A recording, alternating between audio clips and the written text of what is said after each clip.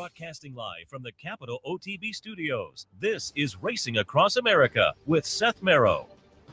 We'd like to thank Woodbine for their sponsorship of this program and some of the other programming and events here at Capital OTB. Woodbine open now through December, featuring great racing, including the King's Plate coming up in August, Turf Champions Day with the Woodbine Mile in September, and much, much more. Woodbine Racing, great racing north of the border.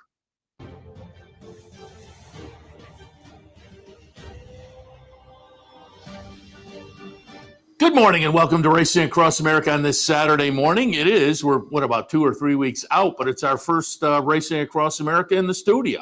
The first Saturday after the Saratoga meet, I was sitting on the beach in Maine. Last week we were live from Woodbine, so here we are, returned to our studio, our beloved studio. If you could see behind the camera, you would know.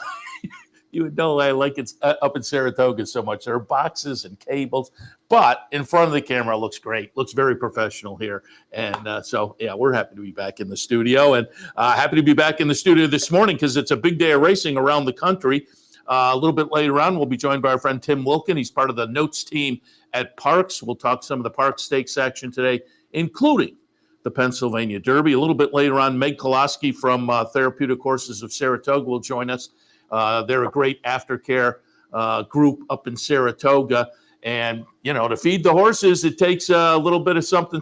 And so they have some fundraisers during the year. And one of their major fundraisers is coming up next weekend. It's a benefit concert by the Spin Doctors. And so I thought I would alert people to that. If you'd like to go, we'll learn more about that a little bit later on towards the end of the program. But again, great stakes action all across the country, including Churchill Downs this afternoon.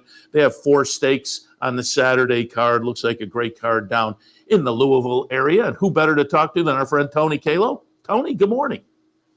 Morning, Seth. How you been, my friend? Pretty good. Good to talk to you. We said before we went on the air, nice to make connection. And you're busy in the summertime now. We don't get to see you sitting in the backyard at Saratoga anymore. No, I've got too many obligations these days, but that's a good thing. Nope. Did we lose Tony? Nope, I'm here. Are you there, okay. Seth? Okay. It cut out for me for a second. And part of your obligations, Ellis obviously in the summer, that has you occupied, and Turfway in the winter. Both circuits, really the last 5 years have really become popular, including that Ellis summer meet. Talk a little bit about the summer at Ellis this year. Yeah, very exciting racing as always. We've got a big field, some great maiden special weight races, the turf action. The fans are really starting to gravitate towards it, that's for sure. Tyler Gaffalione leading jockey. Great colony there, great trainers. A lot of the trainers are sticking around, and they're sticking around during the winter, too. A lot of the good turf horses are staying at Turfway to run on the Tapeta. And so it makes for exciting maiden special weight races, big fields. And that's what everybody wants around the country. We want these huge fields so we can get great wagering opportunities. And as you say, the 2-year-old racing at Ellis has become more popular over the last few years. And that then plays into, I think both of the fall meets, the one we're in and the later one, have 2-year-old racing, certainly on the stakes side of things. But I think just the maiden specials and the first level allowance races produce 2-year-olds the fall down at Churchill that you have to watch going into the 3-year-old season. I think it's very productive for the 2-year-olds. Yeah, I completely agree. I always say during the summer, the best 2-year-olds are at Saratoga. Now, we've been trying to catch up a little bit at Ellis Park the last couple of summers, but definitely this time of the year, and then especially the November meet, keep an eye on the 2-year-olds. Obviously, Sovereignty ran as a maiden in the street sense and really stamped himself of who he was going to turn out to be. Owen Almighty had stamped himself last year as well. We had a very good 2-year-old debut yesterday named Englishman. I'm not sure how far he'll go with Fightstown Blood on the bottom, but boy, that horse looked good. And we're all waiting for Blackout Time to come back. He was so impressive at Ellis, winning by nearly 10-plus lengths. That's a Kenny McPeak trainee. I'm assuming he's going to run at Keeneland in their big 2-year-old race. But this is the time of the year. This is the time of the year to keep a good eye on these 2-year-olds, put them in your stable mail. they don't necessarily even have to win. Just look for horses that are finishing up with interest, that maybe their bodies look like they're big enough and can still grow, and they have the pedigree, and you can catch yourself a nice 2-year-old in the making. Yeah, you're right. That one yesterday is definitely worth watching. And once again, Matchfield turning out to be an interesting sire to watch with firsters or win early types. Tuck that away in the back pocket as well. What about yesterday, though, Seth? What a slam dunk. Here's a kid from Liverpool, England. I only lived there for a little bit, but how could I not pick Englishman? 8-1 on the morning line. He goes off at 2-1. He runs 121-1, and I come out looking pretty darn good for the Scoutser from Liverpool, England. And he again, if folks didn't see that race, go back and take a look. You talk about picking horses, and once again, you picked it right up here at the the early fall meet. Tony Calo, the pick 5 king, as it were, posted out on Twitter again a couple days ago. You tossed out another nice pick 5. You've been doing that for the people going back to the springtime as well. Do you have a pick 5 play every day?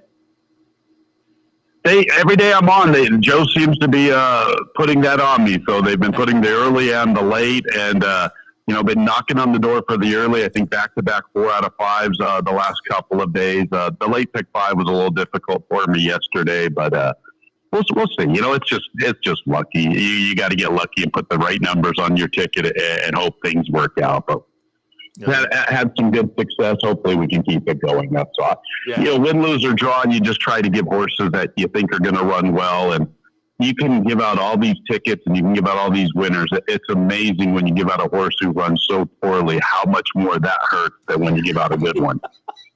That's the truth. Our man Jack. It really is. Our man Jack out in the front portion of we're in the back of the clubhouse racebook here in Albany with our little TV studio. But our man Jack out in the front says, "You're only as good as your last winner." And I think I heard you say that, in fact, on the broadcast yesterday. I think that's something that's going around amongst a lot of us. You're only as good as your last winner. So we'll see if we can make you look good here and give out a few winners on the stakes card this afternoon. Oh, before we go forward, weather. What's the weather look like today? I think today's perfect. I don't think we're going to have any issues. The rain could come in tomorrow afternoon, so we're going to be warm and very beautiful. It's been and it's comfortable warm too, because there hasn't been much humidity. So we had a brutal summer with the humidity, and it's nice that it's gone away. And we are in dire need of rain, but all systems go for fast and firm. And I think that rail positioning is like in lane 2, which is like 12 feet out or something, I believe. Oh, very good. Yeah, we were up here in Saratoga. The weather was a little bit funky too early in the meet. It was either super humid or raining, and then the last half of the meet was very nice. So, it looked like the second half of the Saratoga meet was very nice, similar to what we had at Ellis. We had some torrential storms come down and really caused some havoc to some of our cards. Yeah, it did seem like you guys were in a similar mode, certainly. All right, let's start it out. Did you get the Finger Lake this year? What's that? Did you get the Finger Lake? Yes, and we're going again. They have their big stakes day, the October one that we go to every year coming up. We're going to be headed out for that as well. And we were there in June, I want to say, because it wasn't too far before Saratoga. We missed you, and I didn't get up to the booth to talk to Bill Downs, but maybe we'll do that in October. But we have made a couple of Finger Lakes visit, and as I say, everybody misses you up there. Yeah, well, that was I had a great run there, that's for sure. Leading you into now a great run down in Kentucky, going around the circuit, and we enjoy listening to you over at Ellis and Turfway, but we enjoy the commentary you have pre-game and pre-race down at Churchill. So again, let's get some thoughts on the nice stakes action today. Okay, kick off in race number 7, the Harrods Creek. I pulled up a replay here of Semper Primus, who is very lightly raced and comes in off a triple-digit buyer win at Ellis. We're going to watch a replay here. Going to be the number 1 horse, win by a large margin, a very easy victory. Again, a triple-digit buyer. Can the horse come back to this? I mean, it's always tough to step out of maiden company and move up to the next condition. If the next condition is a stakes race, maybe even tougher. But I think he's tough today. Smokin' Wicked has the win in the Amsterdam up at Saratoga, but then kind of clunked last time in the Jerkins up at Saratoga for Dallas Stewart, but off the race 2 back is interesting. Optical could be a player. Jimmy's Dailies, You Devil You. Interesting short field, but an interesting field given that there's a question mark again on Semper Primus being very lightly raced and coming out of a maiden event. But how did you see the Harrods Creek? Yeah, our stakes action today, a little bit on short on the field sizes, but we have some pretty good quality. Yeah, Semper Primus looks sensational. Look at the not even gradual, look at how he has increased his speed figures from race to race to race. Just a pretty impressive 3-race career so far. We talk about you're only as good as your last winner. I'll tell you what, Seth, this is a funny story. On the 17th of August, Joe makes us do these signature plays out here, and you got to go a favorite against. Well, Semper Primus was nearly 32-1 when he ran second. And I said, how can I take this horse at 2-1 or 5-2 in his next out? Well, it's the last race of the day. He wins by 8 1/4, and that's my favorite again. So you know what you have to do in that situation? You have to wait about 30 or 40 minutes after the last, and you hope there's nobody really lingering around the grandstand so you can walk to your car with your head down, the walk of shame. You don't want to be taunted. Calo, you're a bum. You picked Semper Primus as your favorite against. This horse looked like a monster. I wanted to pick him on top. I picked him second. He's probably making the lead, or he's darn near close to it with his inside position. Absolute fireball out of the starting gate. I think the presence of other pace made me kind of a little concerned to pick him on top. And like you said, can he replicate that 100? That's a big lofty jump up. Yeah. He did make the big jump up from start 1 to 2. So he has shown he has the ability. But how do you go forward from there? If he does, watch out. He looks like a horse with a bright future.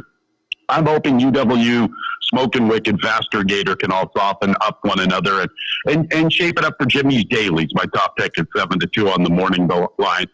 Jimmy's Dailies in his debut last June. Go watch that replay, ladies and gentlemen. Talk about a horse who had all sorts of trouble and finished like a freight train. UW got the best of him that day, but Jimmy's Dailies was probably the best horse. He has foundation in his corner with the lengthy layoff and the 1 mile Ellis Park Derby under his belt. Now he gets to cut back just a little bit with plenty of pace to chase and some very nice works. And he has very good spacing. I'll go with Jimmy's Dailies at 7-2. I think there's some question marks around Smoking Wicked at 8-5 with the distance just a little bit. Seems like he's a little better at shorter distances. Although he has run some good races. He did have that good allowance victory once upon a time here at Churchill. But that was when he got the lead to himself, and he got a 22-4 and a 46. I don't anticipate that flow for him this afternoon. Jimmy's Dailies on the turn back, the cut back, my top pick. I like it. All right, let's turn attention to race number 8, the Seneca Overnight Mile and a 16th. This is a nice field, and it's an interesting field as well. I pulled up a replay of Ivory and Ebony winning a maiden special at Saratoga on August 31st. So again, it's another question mark of moving out of maiden company, but just seemed to be getting better and better, and that was capped off by this win. Dale Roman's trainee, Jose Ortiz on board, going out for West Point Thoroughbreds. And you can see here, it is a nice closing effort to get up and get the victory at Saratoga in prep for this. But you have a Mercive in here who is just a head-scratcher of a filly at this point. Started the career last year with so much promise, and this year clearly has not quite lived up to that, but I wouldn't be shocked to see her bounce back. Quick Kick is also a horse that has shown plenty of ability from time to time, including a win last time in the Iowa Oaks. But that was early in July over at Prairie Meadows. We'll see what she can do for Tommy Amos. Interesting group in here. Your thoughts on the Seneca? Yeah, this was, I think, probably the most competitive of the stakes races. At least, very, very competitive. I don't think Immersive is such a slam dunk at 6-5. Obviously, I will be using her, but as you've mentioned, she hasn't quite got back to her 2-year-old form. She was fighting with Manny Franco on the 14th of June. I don't know if she was necessarily fighting with Manny, but it was more of her inside positioning. Well, we draw another inside post. I don't have a lot of excuses for her recently, except she was just outrun, as the odds-on favorite. And maybe it's just taking her a little bit of time to gear up as the 3-year-old. Once again, she has not quite got back to that 2-year-old form, but boy, how do you leave her off? She's 6-5 on the morning line. You have to use her. I looked at your gal a lot, Ivory and Ebony. Big, strong, imposing filly. I think there's a lot of room for improvement. She is coming back a little quick for my liking. She just raced on the 31st of August. This will be her first time around 2 turns. Sometimes these gals that and horses that have this nice steady closing kick in one-turn affairs. They don't quite pack the punch in a two-turn affair. Maybe she'll be a little prominent. There's not a tremendous amount of pace. I could see Liam in the dust with a pace advantage, immersive up close. Maybe this one gets a good trip. Quick kick looked good winning the Iowa Oaks. Here we go. We keep talking, and here's my number one pick. It's kind of a reach and it's kind of a stab, but the two next up at 12-1 on the morning line. Boy, she has never done anything wrong in her 5-race career. She looked sensational on both of her 2 turf appearances at Ellis Park. She was game, and she was clearly second best to Hope Mission. It was an odds-on type for Godolphin that particular afternoon. That was a nice filly, Hope Mission. Well, next up is a nice filly. Now, I know she's up against it just a bit number-wise and class-wise, but at 12-1 in a very competitive field, which I'll be using most of them, if not all of them. I mean, Flashware, I think, a little better at one-turn races, so I'm not sure about her at the 2-turn pace. But other than that one, I think any one of the other 6 can win. Why not try Price next up at 12-1? It's kind of a stab pick. Well, I agree, though, that you get your Price. And the turf to dirt move, to me, was interesting because I looked at that horse. And again, I wouldn't argue against it because I think you will get a decent little price there. And so, interesting thought. The Dogwood is a race number 9, 7 furlongs the trip for the 3-year-old fillies. And in here, I pulled up a replay of another kind of interesting runner that they elect to come down with the New York bred K-Cup. I pulled up a replay of the Bowery going back to the Belmont Stakes meet up at Saratoga. I think she's scratching, to be honest. Okay, then we don't need to show the. I wonder, being a New York bred, because she is cross-entered.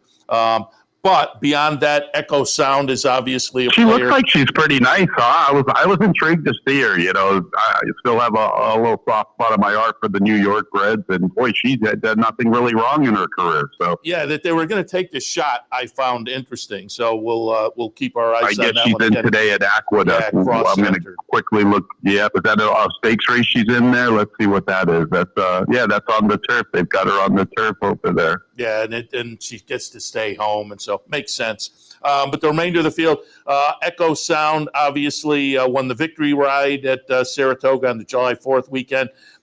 Faded a little bit in the test in the follow-up, but that's a good one for Rusty Arnold. Ragtime comes out of a close-up second in the test for Bill Mott. Very lightly raced, very dangerous. Delightful Claire, the race 2 back for Phil Bauer, was pretty good up at Saratoga, the maiden breaker. And then a second in the Priors. This is a competitive bunch. What did you see in the Dogwood? Yeah, I agree. You talked about all of the major players. You could even include Sturgeon Moon at a big price of 10-1 on the morning line. It looked pretty good finishing up her Audubon at Ellis Park. The gal she beats pretty legit. She's on the undercard, and she's my top pick in that particular race. Her name is Princess Proud. I'm a big Echo Sound fan. I called her debut victory last summer at Ellis, and I've been on her bandwagon since. And unfortunately, I can't show my loyalty to her. I just have been pretty impressed with Ragtime. Ragtime, I went and watched all of her replays today, and she looks legit. They're taking the blinkers off. She looks like the real deal to me. And as much as I love Echo Sound, my top endorsement goes to the 4 Ragtime and the Dogwood. And I'm going to be interested to see where the betting public goes, because we're a bare tick away. Morning line, 9-5 for Echo Sound and 2-1 for Ragtime. But I wonder, being lately raced Bill Mott, I am interested to see where the betting public goes with Ragtime, because I agree. She looks like a real up-and-comer. Well, they're going to have to forgive Echo Sound. Now, the question could be, what was the problem with Echo Sound? Was it the distance? Was it just the flow of the race? Both Kilwin and Ragtime benefited from a good pace. There was me and Molly McGee, who's fast. There was another one pressing on the outside of the speeds. Echo Sound was the only one that was still around at the top of the lane. And, her inside post could be the trouble here in this spot. I think she's better when she has a target to pursue, but maybe this inside post at 7 furlongs, but one of the longer distances, the longest distance she's ever run, maybe that compromises her preferred running style, and she's on the inside, and she's forced to kind of show her hand, and then she can get softened up by others. Delightful Claire will be all over from the very beginning. Mega Mill from John Service's barn is extremely quick from the outside. That was a good-looking victory against Lesser. Ragtime looks like the gal to me. This is a tough one for me, Seth, because I am a huge Echo Sound fan, and for me to pick Ragtime, it's like I'm rooting against my best friend. It's gonna be a fun race with those two in it. It's really going to be a fun race. Yeah. It is. It's probably the funnest race on the card, in my opinion. The 10th wraps up. It's close. That one and the race before. Those are both pretty rock solid races. Yeah, I think the whole stakes card looks good, including the Bourbon Flight. That's race 10, a mile. Well, I got bad news for us in the Bourbon Flight. We have basically scratched down to a field of 3. Oh, you're kidding? No, I'm not, unfortunately. Excite raced in the St. Louis Derby, as did Hypnus. They were 2nd and 3rd, respectively, to Disco Time. I was so looking forward to Whiskey Shot returning. He's out of the affair, and I believe Admiral Dennis is scratched as well. So this race has just gone to kaput on us. A chunk of gold, I'm assuming, goes, right? Because he scratched out of the race yesterday. Yeah, no, but it's all about chunk of gold. How about him? $2,500 yearling purchase by Preservationist out of the Cairo Prince. You do have to love that, don't you? He's made $695,000. How about Terry Stevens, the owner? He found a chunk of gold with this one. Done nothing wrong. They put the blinkers on him, controlled the pace. He looks like the dominating horse, and it's his race to lose. That's for sure. Yeah, now it's scratches, so that may be a free square, so to speak. And just before we let go, I wanted to mention, because one of the horses you like today, Jose Ortiz, was on board. I'm wondering how happy Jose is to see his brother in town. When Irad made that, they were neck and neck all through Saratoga, and then Jose decided to spend some time at Kentucky Downs, and that worked out very well for him. But on Jose's move to Kentucky, he did very well. Now he's going to have to battle his brother, with Irad making the decision to spend the fall down at Churchill Downs. Yeah, I mean, I guess Jose only has himself to blame. Irad saw the success Jose was having, and he's like, I better get down there. And to be honest, it makes a lot of sense. Yeah. The purse structure here in Kentucky is off the charts right now, and between how good Churchill has become, and then you throw Keeneland in the mix, and it allows these guys to go their ways in the winter. Jose went to Fairgrounds last year and dominated. Irad gets to go to Gulfstream, and then they all hook up once again at Saratoga. It just seems to make sense at this time. Totally agree. Tony, got to wrap it up, but appreciate the visit as always. Again, good luck to you and everybody down at Churchill this afternoon with a really nice stakes card. Say hello to the rest of the gang, KK and Joe K. I will. Great to Caitlin catch up. and beyond. Great to catch up. My apologies, Kentucky Derby weekend too. During that stretch, that was my fault, ladies and gentlemen. They were working me pretty hard. I got home. I put my phone on silence, and poor Seth, here he is. You've been nothing but good to me, Seth, and I still have just been beating myself up all summer for that, because I have nothing but love and respect for you, my friend. I told you then, do not worry about it, Al. That stuff happens all the time, and we appreciate when we have you on. Great info as always, and we'll talk again. All right, Seth. Great morning. Have a great morning. Bye. Appreciate it. Tony Calo, nice stakes day today down at Churchill Downs. We'll take a break. When we come back, nice stakes day at PARX with the Pennsylvania Derby and more. We'll talk to Tim Wilkin, who's on the scene right after this. Stay tuned.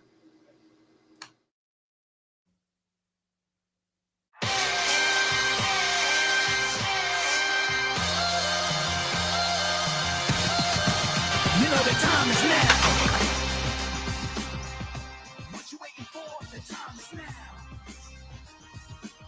Hear us knocking at the door. The time is now. Do you want to give them more when the time is now? You've seen the best now. You want the best, but the time is now.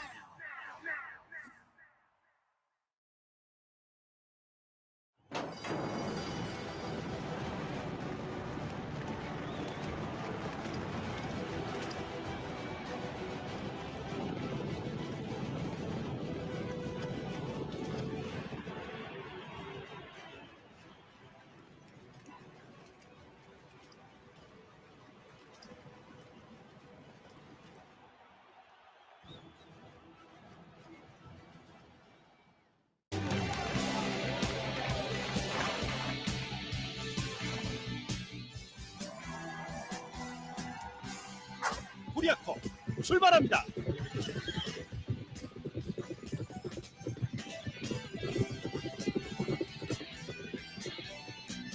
이 순간을 위해 여기까지 달려왔다. 이제 내일을 향해 뛴다.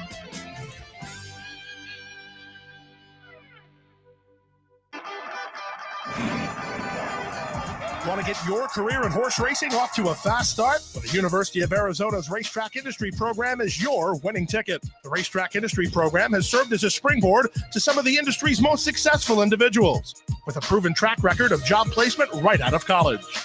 If you want to earn a degree in the exciting horse racing industry, the Racetrack Industry Program can put you in the winner's circle. Welcome back to Racing Across America. As promised before the break, joined now by our friend Tim Wilkin. He is down at PARX for Pennsylvania Derby Day. He's been down there for, into this past week as part of the Notes team. Tim, good morning. Good morning, Seth. How are we today on a beautiful Pennsylvania Derby day here at PARX? On a cloudy with 75 degrees. Might be the best Pennsylvania Derby weather that's ever had. That's what we like to hear, because on these big stakes days, you hate to see the weather have an effect. And so it's good to know nice weather. We just talked to Tony Calo. They have a big stakes day down at Churchill. Their weather's looking good. So looks like it's going to be a good day as far as stakes at the major venues. Let's talk a little bit. First, Notes team. You're on the Notes team. Who else is down there? I know Tom Law is down there. Who else is helping you out this weekend?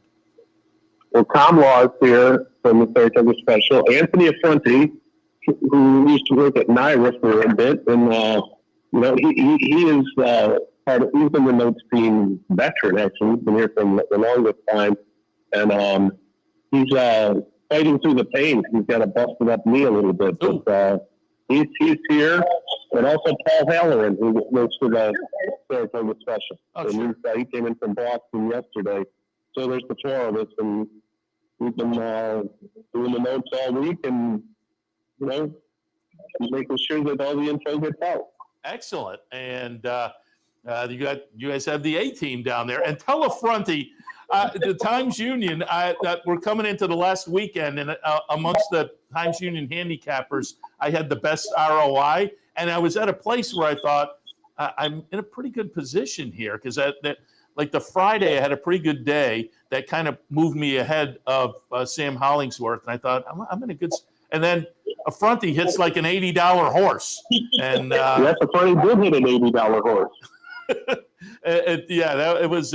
That was a tough hit for me on the ROI, because I knew at that point I'm not going to make up, because he's zoomed ahead notably at that point. But again, offer him my subtle congratulations, I suppose. But very subtle. But when you're in this position, you got to take some big swings, and one of those swings must have looked like a softball the way it came in for him.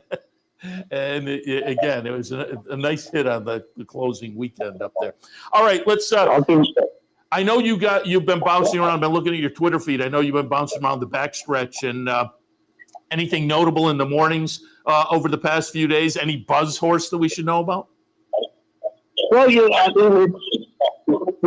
we're talking about the two big races, the PA Derby and the Cotillion. To start with the PA Derby, the 3-year-old division obviously is already sewn up. Sovereignty is going to be the champion there. And it's good that there's no Sovereignty or journalism here, because it makes for a very competitive edition of the Pennsylvania Derby. I mean, none of the horses signed up for this race have ever won a Grade 1. And you have horses that have been knocking at the door, like Baeza, who is, we last saw him when he finished second in the Jim Dandy. Yeah, I think we had that replay, in fact, with Baeza in the Jim Dandy. Yes, and before that, he was third in the Belmont, which was, kind of not a great third. I mean, John Sheriff was expecting a better performance, because he was never really in that race. And he was third in the Derby in a real good race. He's only got the one career win. But, John keeps saying, and he was saying it this week, but he still believes that Baeza is one of the best 3-year-olds in the country, but he just has to prove it. I mean, he's got his prime opportunity to do it today. Because if Baeza were to win, he becomes the best 3-year-old after Sovereignty and journalism. But you could say the same thing about Gosger, who was the bridesmaid in the Astor and the Preakness after winning the Lexington. If he were to somehow be able to win the PA Derby, he goes into the runner-up spot between the top two. So there's a lot on the line in that race. And then you look at the Cotillion, that race, I think, has a much more major implications in who's going to be the best 3-year-old filly in the country, because you've got Grade 1 winners in here, in the likes of Scottish last year won the Coaching Club Oaks, LaCara, and Mark Cassie, who has a couple of Grade 1s in the Acorn and the Ashland, and of course Good Cheer, who is sort of in a way been forgotten after she won her first 7 races. Then went up to Saratoga was a dud in the Acorn, because she obviously didn't like that slot that day. And then she was an okay second in the Alabama. I mean, I think she's the horse to beat in the Cotillion. She's 5 for 5 at that distance. And if she were to win that race, I think she goes, if not at the head of the class, right there. Because, you still got Nitrogen, who's not here, is going to be playing the spinster. But, the fact that you've got some of the major players that are going to contest the Cotillion, I think this race is going to go speak volumes of who's going to end up being the champion 3-year-old filly of 2025. Yeah, and PARX has done a great job with the placement of this day, because typically the Pennsylvania Derby attracts an interesting field, and I think did again. I totally agree with you. I put Baeza on top because I think he finally gets away from sovereignty and journalism. To me, those two are clear. I've said it all summer long. They're clearly at the top of the class, and Baeza is probably third, but at a decent margin, he's back there third. Now he gets a chance to get away from those two and get a Grade 1 victory on the resume. And to me, he classes up nicely with this group. So Baeza is interesting. But as you say, on the 3-year-old filly side of things, I'm going with LaCara. And I think we have a replay of her win in the Acorn back on Belmont Stakes weekend. She followed that up in the Alabama. I was disappointed in the Alabama with LaCara, given that she set kind of modest fractions and then faded. And I thought, given her running style and, the pace in that race, I thought she would run a little bit better in the Alabama. But it just, maybe the distance caught up with her. The 1 1/16, I think, is going to be better today for LaCara. And we're watching her winning 1 1/8 in the Acorn up at Saratoga. So, again, the 8.5 furlongs today plays to her. But I'm with you. I'm really interested to see Good Cheer, and if she rebounds off the second to Nitrogen in the Alabama. I thought Dry Powder was a little bit interesting. Chad Summers and Al Gold and Gold Square Racing. Scottish Lassie, last seen wire to wire in the Coaching Club American Oaks, I think, is also an interesting player. The Cotillion, as I say, PARX has put this day a good spot on the calendar to wind up with very strong fields for both the 3-year-old boys and the 3-year-old girls. Oh, I agree. And the thing with LaCara, Seth, after the Acorn, Mark Cassie was going to point her to the Coaching Club American Oaks. But she got derailed because she was in the barn that came down with that strangled the quarantine because of the strangled case that was in that barn, which forced her to miss some time. And Cassie, every trainer has an excuse, right?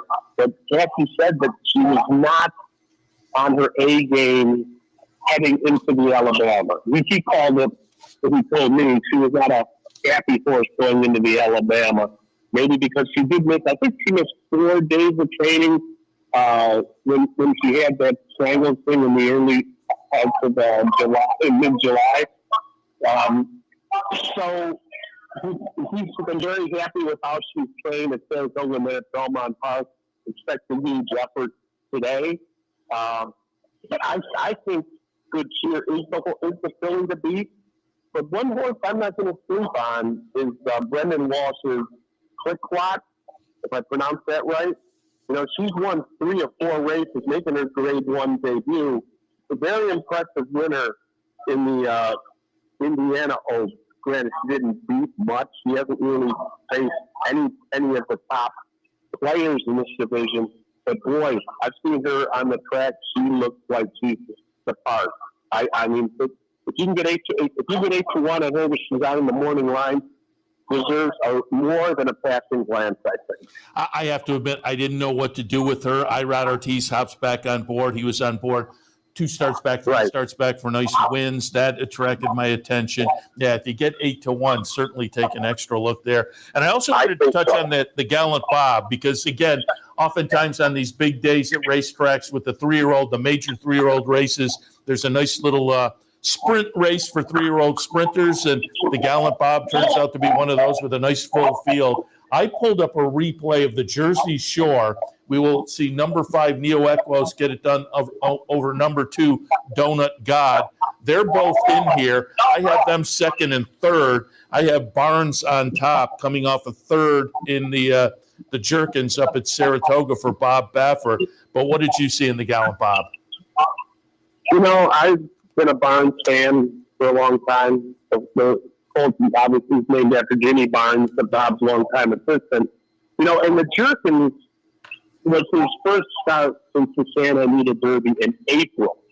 And Bob was he admittedly told me that the horse just was off his game after he was second in the San Felipe at a mile and 16th for journalism. And then he was nowhere in the Santa Anita Derby, beaten 20 lengths by journalism and finished last, I believe. He has always been a special horse in that barn. They've always felt that he was one of the better 3-year-olds. And the fact that he's now sprinting, I think that's more his game. And he's going to be the same. And if he's on his game, I don't know if anybody beats him. He went for $3.2 million by Zidane Racing. I'm having a hard time getting past him. Maybe because I just think he has the class edge over me. But it'll be interesting to see what he does. If he doesn't show up, then I think you got a wide open betting race where there could just be some really neat prices in this race. I agree. He's going to be interesting to see now that he gets to kind of string a couple together after, the late spring and summer, most of the summer off. He's going to be very intriguing. And as you say, the favorite in a short price. We were talking before we went on the air. You have some notes maybe on the horse Gosker and the person Gosker? Yes. Gosker, people don't know. He's named for an obscure baseball player from the 60s and 70s named Jim Gosder. Donna Clark, who was the widow of Harvey Clark Winston, was a longtime New York Mets fan. Big fan of the 1969 Miracle Mets. And Gosder played briefly for that team. He played for a bunch of teams in that era. And because they became Facebook friends, she wanted to name a horse sorry about that. The mummers are going by right now. And they're making too much noise. Of course. Yeah, but she named the horse Gosder. Her son wanted to name the horse Boswell after the second baseman on that team named Son Boswell, but that name was taken, so the name became Gosder. And when I talked to Jim Gosder this week, he's 82 years old, lives in Michigan. He was telling me stories about his career in the major league. And the story that I thought, it made me laugh, but it didn't make him laugh. In 2019, the Miracle Mets had a 50-year anniversary of that team. And Jim Gosder wasn't there. He wasn't invited because the Mets put on the scoreboard that he was dead. They said that they put him on the in remembrance thing. Oh. So he was all ticked off about that. And he said the Mets called him that night apologizing, and Jim said he said F you and hung up the phone. I mean, the guy had so many great stories. He played with Willie Mays, he played with Reggie Jackson. I mean, it was like going back into a time capsule of, if you're a baseball fan, and that was a great era in the 60s and 70s. He was tutored by Ted Williams when he was in the minor leagues. So it was a great story, and now he's a huge fan of Gosder the horse, of course. Yeah. He wishes he could be here, but his legs aren't as good as they used to be. He says he can't really travel. but he was a lot of fun to talk to. Yeah, that's great, and gives us a little rooting interest in Oscar, perhaps. You mentioned the Mummers in Philadelphia. Have you had a cheesesteak? Oh, man, I have not had a cheesesteak because we've been so busy, but the Mummers are driving me crazy. They're a bunch of nutcases. I mean, they remind me of, remember our friend Mike Jarbo? Yeah, of course. They remind me of him, our long departed friend who used to live in the Times Union. This is the kind of stuff that he would like. I mean, they both have, if you've seen the Mummers trade in Philadelphia, you know what I'm talking about. These people are crazy. And they were around here all day playing their stupid music. But it's part of what makes part of the Derby Day. It's absolutely part of the culture of Pennsylvania Derby Day. The people down here love them. I guess I'm just a snob from New York. Tim, appreciate the visit and the thoughts on the some of the stakes action.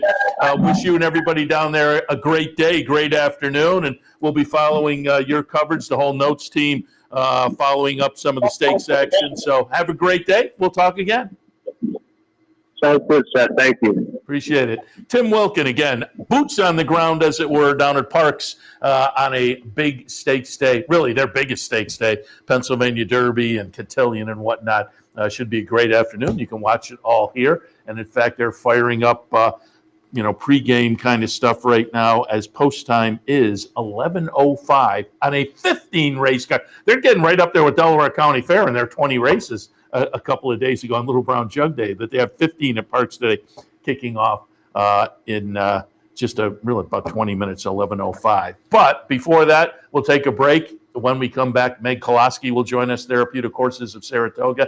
Again, they have a nice benefit concert coming up next weekend. I wanted to alert folks to that. If you are thinking of, what should I do next? I think it's Saturday night, and the potential is there for a nice concert. So stay tuned. We'll talk about that more right after this. Sometimes it pays to go with the flow, to check your worries at the door, to reconnect with your crew, to follow the thrills and the flavor, to roll with it and see where it takes you, to enjoy every minute to its fullest, and to dance like there's no tomorrow. You can do that here at Rivers Casino and Resort Schenectady, where the good times flow. Haven't signed up for a Capital OTB account yet? Now's the time to take advantage of the sign-up bonus. Open up a new account with $200 or more, bet $400 by the end of the month, and receive a bonus $200 into your account. Plus, you can take advantage of everything an OTB account has to offer: wagering from any device, live streaming, racing info, past performances, online promotions, and more. Sign up today and take advantage of the new account bonus. Details at capitalotb.com.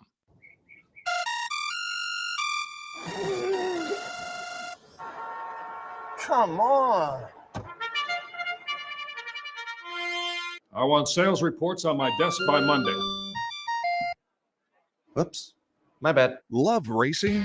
RTN brings you every live simulcast on your home television, plus live video streaming and race replays on your PC and mobile devices. To order, visit rtn.tv. RTN, a breed apart. Welcome back to Racing Across America. As promised before the break, joined now by our friend Meg Koloskie from Therapeutic Horses of Saratoga, a nice aftercare facility for racehorses and more right on Route 29 in Saratoga.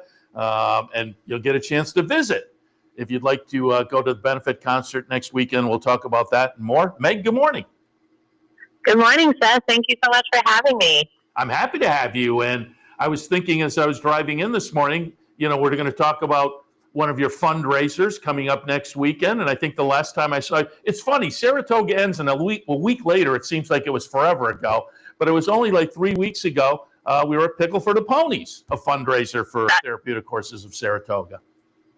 That's right. Yeah. And, one of the things that I love about Saratoga and the community is that, everybody is so willing to give back, and, having these fun fundraisers is a great way to do so. So appreciate you joining us for that one too. Oh, absolutely. It was fun. And for folks who aren't familiar, it was the second year for Pickle for the Ponies, and again, benefited Therapeutic Horses and the PDJF. And horsemen, and Dale Romans has been in it the past couple of years. I guess Todd played a little bit, Todd Pletcher, but I got there a little bit later. But I saw Ramon and Irad. They were into it. They were playing. Irad's diving for the balls, and it's fun to watch. And I recommend it. Put on your agenda for next year.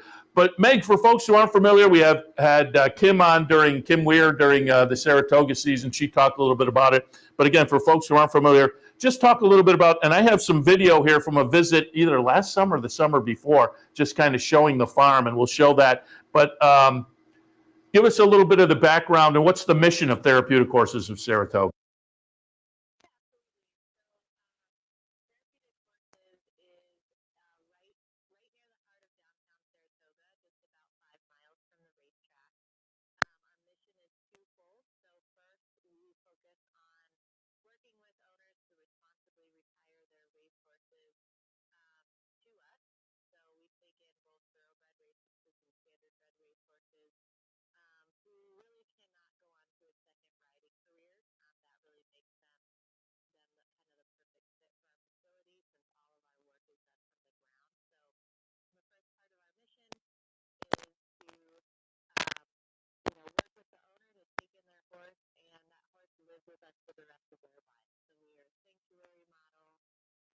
And whether they come to us at 2 years old or 25 years old, they stay with us for the rest of their life. So first part is caring for them, giving them the most meaningful and happy life that they possibly can until their last day.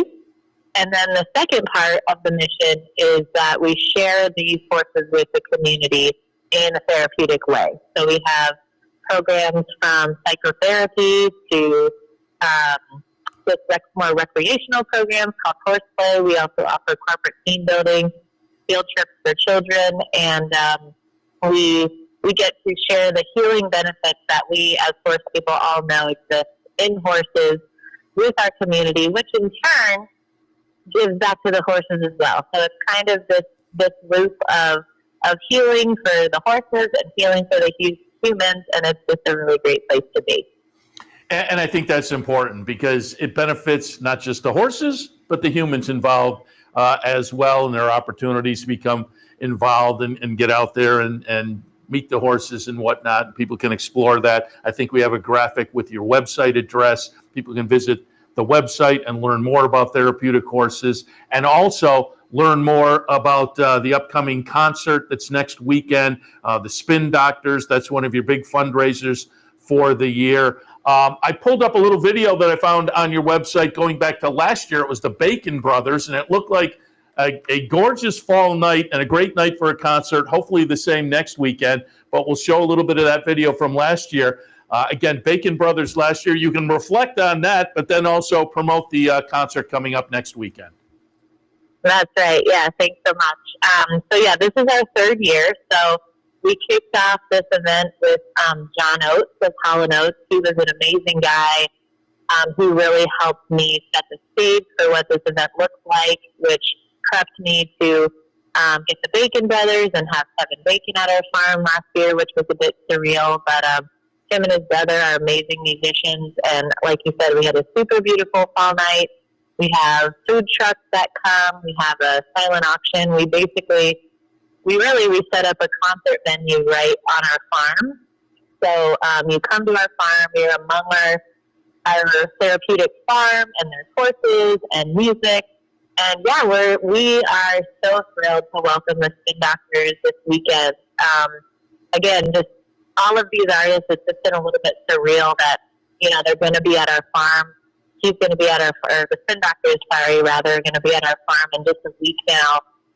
Among, a crowd of only 400 or 500 people. So it's a super intimate setting. It's a super great and fun way to give back. Every ticket, goes towards our mission and towards the mental health programs that we offer. And night of, there will, of course, be ways to give back as well, including that silent auction. And we'll have a couple other things going on, as well as, shout out to our vendors. This year we have 3 food trucks. We have Fiora's Pizza, who's been with us the last 3 years. We have Neighborhood Kitchen and Chicaro Tacos and Donuts right downtown. as well as Old Tavern Farm Winery and their distillery and Druthers Brewing Company, and all the vendors have chosen to give a percentage of their sales for the night as well. So, we really encourage anybody local, or even if you have a little bit of a ways to travel, to come join us and just give back to the community, and while watching the Spin Doctors, 50 feet away from your face, pretty much. Wait a minute, you caught my attention. Neighborhood Kitchen are the people that have the tacos and donuts downtown? Two different places, yeah. Okay. Neighborhood Kitchen is coming, and then as well as tacos and donuts. Okay, all right, I got you. Yeah. I'm big on those donuts, though. Oh, yeah. Well, you'll be there, so you can have some. All right. You caught my attention with that one. Again, if people go to the website, you can learn more about the concert and connect to tickets. It's coming up next Saturday night, so looks like a fun event. I am definitely looking forward to it. Silent auction, the food trucks, nice crowd, as you saw. It was a great summer or late fall or early fall summer-like night last year. We'll hope for more of the same coming up on Saturday. I also, since I have you on, wanted to tout as well, looking at the website and, having talked to Kim, I always like to mention an organization like yours can always use volunteers. And so I'll give you a chance to kind of promote that as well. I saw some info for volunteers on the website. But if folks are out there and they think working with horses sounds like fun, they can contact you folks and learn more about maybe becoming a volunteer at Therapeutic Horses. But I also always say, if you're not a horse person, there are other things people can do as well. So again, tout, pulling in some volunteers. That's right. Yeah. Thanks for bringing that up, because really we believe that, time is the most precious gift you can actually give. So, volunteering is a wonderful way to help give back to the organization. And to your point, we do have horse volunteers, but we also have a variety of ways you can spend time at our farm or spend time in the community promoting events and things that we're doing at the farm, as well as our services. So yeah, I really like our website a lot. It's very easy to navigate. So if you head to the homepage of our website, you'll find our events page for the Spin Doctors. You'll find a button right there to volunteer.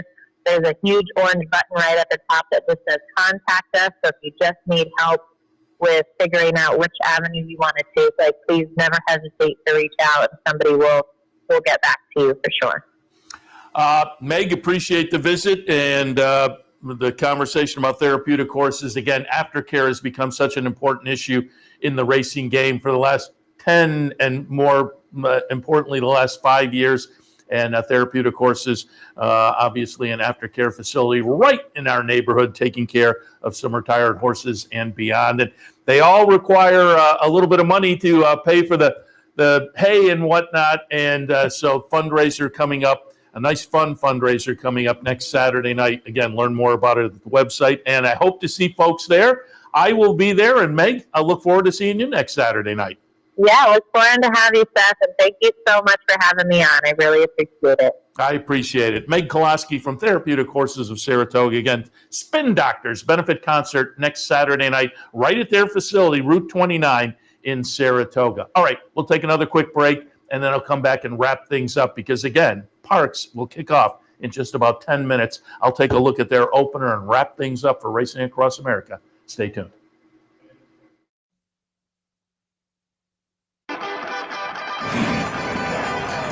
Want to get your career in horse racing off to a fast start? Well, the University of Arizona's Racetrack Industry Program is your winning ticket. The Racetrack Industry Program has served as a springboard to some of the industry's most successful individuals, with a proven track record of job placement right out of college.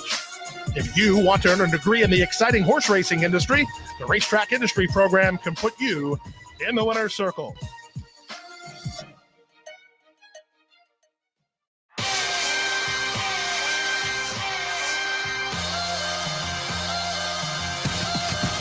You know the time is now. What you waiting for? The time is now. Hear us knocking at the door. The time is now. Do you want to give them more when the time is now? You've seen the best now. You want the best when the time is now.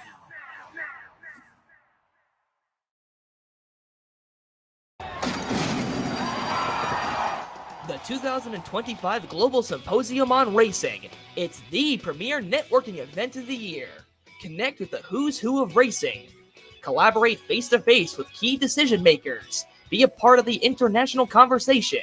Discover the latest technology and innovation. Join us December 8th through 10th. Register at racingsymposium.com.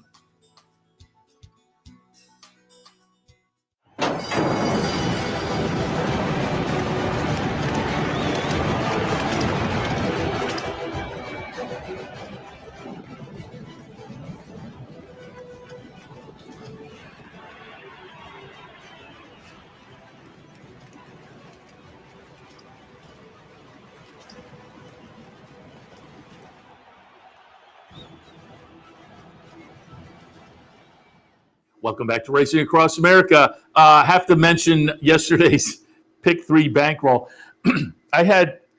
We were doing a Pick 3 bankroll at Saratoga every other week, but I think we started a couple of weeks in. I think there were 3 Sundays where I did Pick 3 bankrolls, and I said it then, and I will reiterate, I was just nibbling around the edges. I think I think all 3 of them we hit at least something, I think. But it's hazy because it was we were, as I say, nibbling. Everybody walked away with a little bit of money.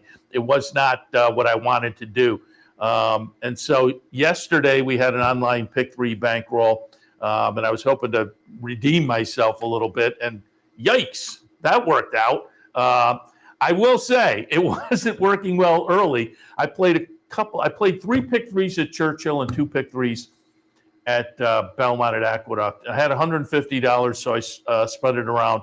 The Pick 3s at Churchill, I was treading water. I was hitting a little something. I was getting the Pick 3 started and then getting knocked out. The early Pick 3 I played at Belmont at Aqueduct was kind of similar.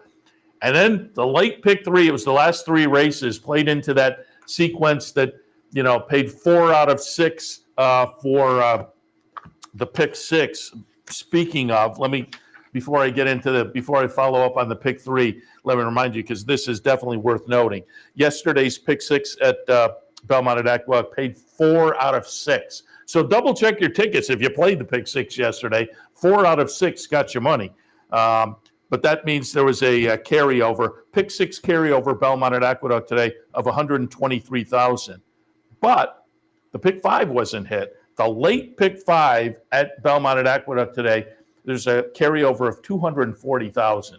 People love the Pick 5 carryovers. They will send it in. So again, Belmont at Aqueduct, late Pick 5 carryover, $240,000.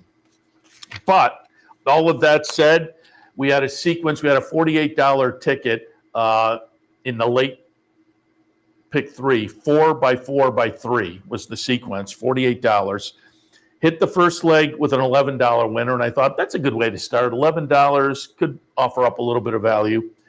Then we hit a $19 winner in the second leg. Came into the final leg with live to 3 horses. With the favorite, it was paying 100 and something. It seemed a little light to me with the favorite. It was paying 100 and something. With the second, what was our second highest price, we were a little over 200, maybe 250. That would have been okay. And then the third horse was a Rudy long shot that I thought was playable in the race, and went off at a big price. And the Pick 3 will pays over $1,800. And I said, on TV here before I wrapped up yesterday, I said, let's root for that 5 horse in the last race. And number 5, Blown Cover, is right there coming down the stretch. I'm screaming at our monitor here, push by, and I didn't think he was going to. And then in the last few strides, boom, got up and got it done. The Rudy Rodriguez winner in the last race, Blown Cover, $84 and change. So our Pick 3 paid over $1,800, and everybody on the Pick 3 team walks away. It was a 10-member team, so everybody walked away with $180 free money from Capital O TV. But like I say, I feel redeemed after my Pick 3 bankroll plays up at Saratoga, where not as strong as I would have liked them. But yesterday was a really nice result. And again, always worth putting your name in and taking your chance to get on the teams for the various promotions and events we have, bankrolls. And some of the contests and whatnot. It paid off nicely for the 10 folks who made the team yesterday. Congratulations to everybody. Thanks to everybody for submitting entries. If you didn't make it, put your name in next time. We'll try to do it again. I don't know how often that will happen, that we'll get the $80 winner in the mix and an $1,800 $1 pick 3, but it was a nice result yesterday, certainly, and a lot of fun. All right, we're about 7 minutes away from the opener, Pennsylvania Derby Day at PARX. I will be looking today at some PARX and some Belmont at the Big A, but again, it's a great card also at Churchill Downs and beyond. Let's take a look at the opener at PARX before I wrap it up here. 4, 5, 2, and 11 in a very full field, and we're getting 9-1 on Star Sweeper. Rock Your World is an interesting sire of win early types, debut winning types. So with Rock Your World on top, a trainer who can have them ready first out, Paco Lopez on board. I thought this horse would be interesting, potentially at a little bit of a price, and we're getting it at 9-1. Number 4 on top, Malata in the second spot. Butch Reed, trainee, off a debut effort that was okay. Took some action that day, ran third, should benefit from that. 5-2 is about right. In a big field like this, I think this horse comes in with good experience, but it's not experience that makes this one invincible. P.D. Motto in the third spot. Nice improvement, start 1 to start 2. Makes that one interesting at 5-1. Joy Boy by Tiz the Law off a debut effort. Behind P.D. Motto and Malata makes sense as well at 7-1. This is one where I may box mine up a little exacta box. 4, 5, 2, and 11. 4, 5, 2, and 11 in the opener at PARX. And again, we're about 6 minutes away. I'll wrap it up here, and I'll pretty much be right back in the mix as PARX is underway. I'll be jumping in and handicapping those races. We'll have the NYRA pregame show coming up a little bit later on as well, and more as a big Saturday ahead here on Capital OTB TV. I'm Seth Merrow. Thanks for joining us. Wrapping up another edition of Racing Across America. Thanks to Tony Calo, thanks to Tim Wilkin, and thanks to Meg Koloskie for hopping on board today and keeping us up to date on racing and events. And we will do more of the same when we come back this afternoon as well. Oh, and don't forget, pardon my leaning off. I should have had my page up here. But today at the Clubhouse Racebook, there's a double promo day. Did want to alert you to that. If you want to come down and have a little extra fun at the Clubhouse Racebook match bet promotion and the Knockout Challenge today, right here. Clubhouse Racebook, 711 Central Avenue in Albany. But otherwise, we'll wrap it up for this edition of Racing Across America. We'll send it over to PARX for their opener. Stay tuned. The action continues right here on OTB TV. We'd like to thank Woodbine for their sponsorship of this program and some of the other programming and events here at Capital OTB. Woodbine open now through December, featuring great racing, including the King's Plate coming up in August, Turf Champions Day with the Woodbine Mile in September, and much, much more. Woodbine Racing, great racing north of the border. You're watching OTB TV, a service of Capital Off-Track Betting.